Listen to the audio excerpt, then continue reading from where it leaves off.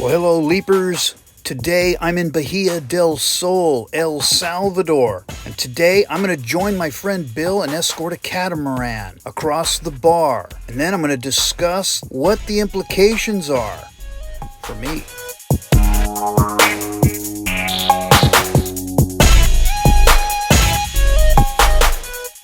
My name is Rick.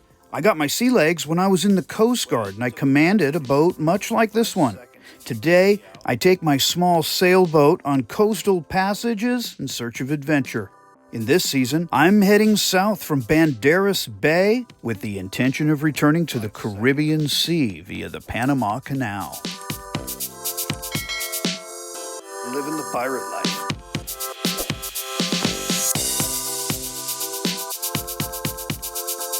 Yep, me and these pelicans.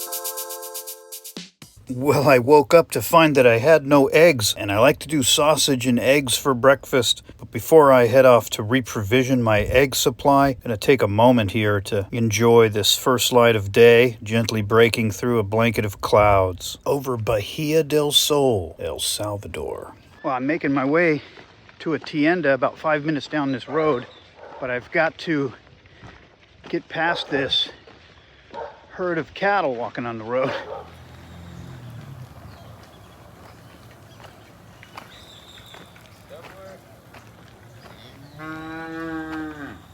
Whoa.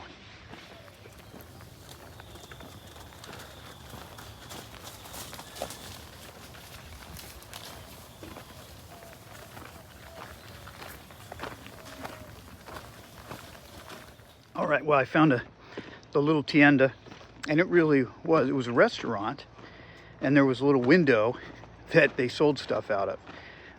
So the business is the restaurant, and then they have like a little service window where they'll sell you their inventory. So I was able to get 24 eggs and 4 frescas.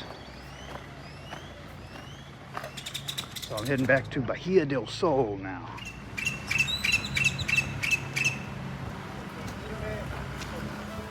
It's really crazy to see how much current rips through these slips.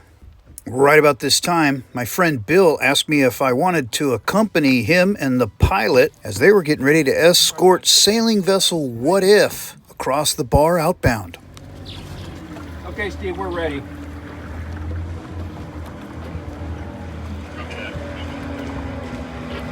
Yeah, let's go at it at a pretty good clip. We can always slow down.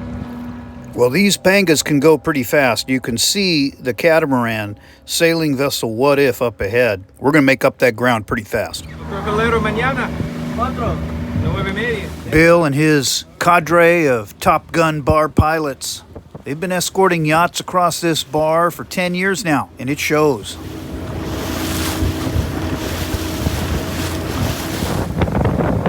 Before that, yachts would try on their own to get across this bar, and many would find themselves in extremis.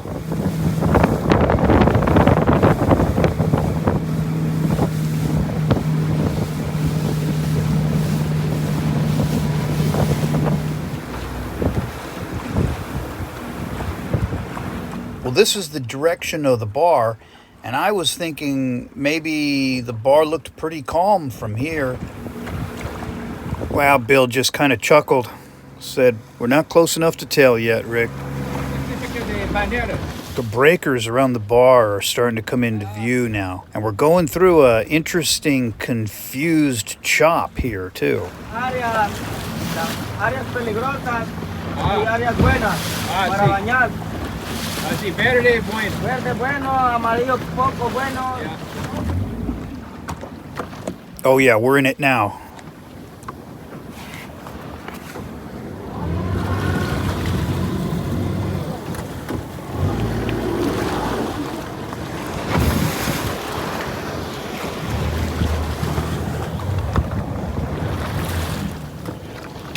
The pilot's trying to get a sense of the timing of these sets of waves coming in.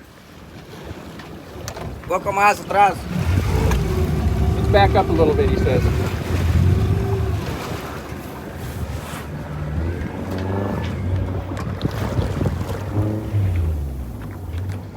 And when the pilot's ready, it's full speed ahead to power through these waves.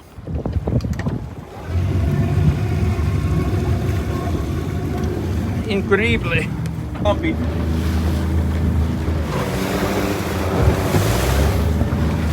It's go time, baby. Flexible. Just hang on, hang on.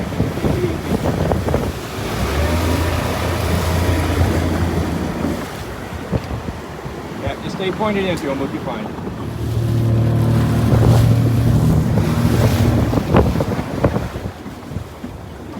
Wow, he is a good coxswain. Holy mackerel.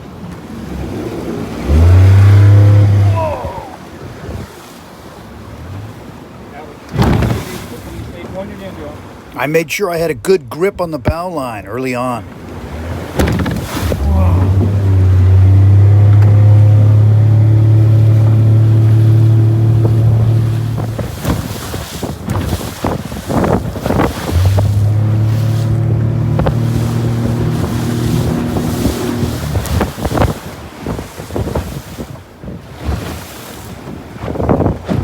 Okay.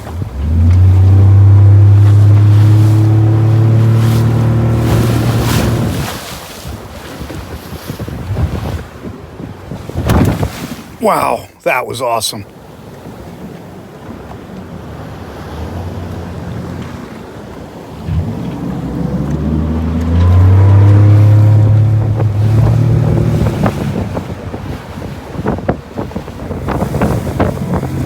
And just like that, sailing vessel WhatIf was clear of the bar. Another safe transit facilitated by Bill and this amazing panga jockey bar pilot. Wow.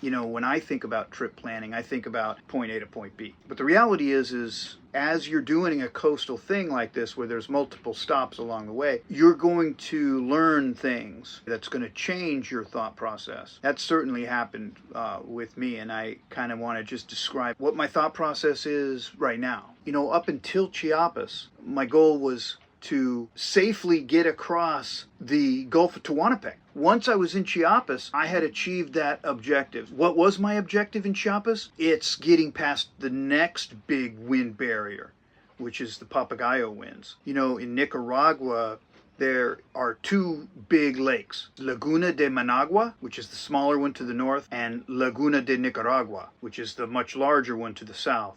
And the isthmus, where those trade winds come flying across, is right over Laguna de Nicaragua. But they also, though, extend to the north, although they diminish as you move north. But right over that Laguna de Nicaragua, it's just as dangerous as a Tehuantepecker. So my thought process in Chiapas is getting across this Papagayo winds barrier. And it's about, from there, you're probably looking at 450 miles. So for me, when you look at how far you can see forward with model-based projections of the weather, with my speed, even if I were to assume a 4-knot average speed, it's, you know, you're talking about 100 hours. So it's too long.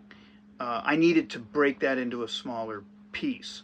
So I left Chiapas and I chose to go into Bahia del Sol here in El Salvador, and that's where I am right now. Now, in my trip planning, I knew that Bahia del Sol was going to require a pilot to cross a bar. Getting in the bar was hairy. I wouldn't say it was scary, but it was definitely an experience I have not had yet. I kept thinking about my brother, actually. He did a tour in the Coast Guard where he was a boat engineer on motor surf boats, where they train in the surf at Cape Disappointment, in the north end of the Columbia River Bar. And when I was in this surf, I was like, wow. Now I see that, you know, okay, if I see a weather window coming for Papagayo, not only do I have to be able to leave on time to catch that weather window, the bar has to be passable at that time. And you can only leave this bar at high tide.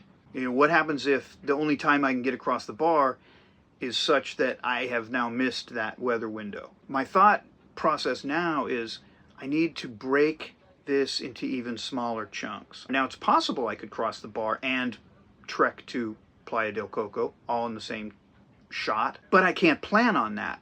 So my thought is to break it up into even smaller chunks. So the plan is to, at the earliest opportunity, to exit the bar here at Bahia del Sol in El Salvador. One option is to spend some time at anchor in Golfo de Fonseca. And another option is to go to Marina Puesta del Sol in Nicaragua. You know, there are really three reasons, I think, for breaking it into smaller pieces to time this passage of the Papagayo wind barrier. One is I don't have to time the bar. Two is the distance is decreased. And three is I get a more favorable apparent wind angle with these Papagayo winds. I thought the Tehuantepec passage was going to be the more challenging thing. As it turns out, the Papagayo are presenting themselves as a greater challenge for me. I called it trip planning, but it's really not. You know, it's a dynamic, like, passage making process. It's not a static thing like, oh, A to B, you know. And that's simplistic. When you're waiting for weather windows, it's really, really easy to get impatient. Think about it this way. If you don't have patience, you can't exercise good judgment. They kind of go hand in hand. If you haven't subscribed yet to Sailing Frogs Leap, subscribe to the channel and leave a comment. Tell me what you think about what I'm talking about. I'm just telling you how I do it, you know? One guy out there doing it, telling you how I'm doing it, right? That's all you can do. All right. I'll see y'all next week.